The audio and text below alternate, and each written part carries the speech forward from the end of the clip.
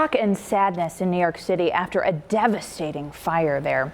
17 people dead, including 8 children. Now firefighters and other investigators want to know how safety features that were supposed to prevent this type of tragedy failed.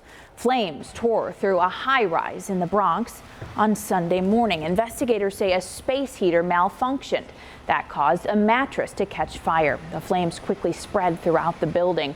With more cold temperatures here, this unfortunate story can serve as a reminder of how careful you need to be if you use a space heater at your home. YOSELIN Person reports on the steps you can take to stay safe. Space heaters can keep you warm on a cold winter night, but using one can pose some risks. One local fire commissioner says this time of year, 45% of fires in Western New York are residential fires caused by space heaters. He says if you have a space heater, be careful with it. To never leave the room with it on. Don't go to bed with it on. If you leave the room, turn it off. Just to make sure that there's no problems where you're not actually right there watching it. Because if something happens and you're not in the room, it can definitely cause a fire. The commissioner says space heaters are meant to give temporary heat. They're not meant to heat the house to keep you comfortable all day or all night. But there are some safety steps you can take. 3-foot distance is what we recommend for a space heater.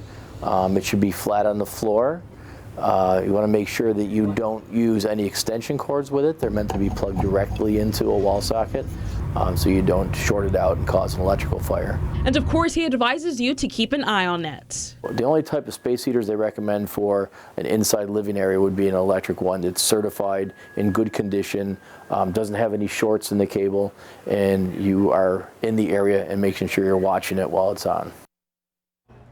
Now, the fire commissioner also says leaving a gas stove on to stay warm while away or asleep can be deadly. Reporting live in Newsroom, YOSELIN Person, 7 News, Hannah.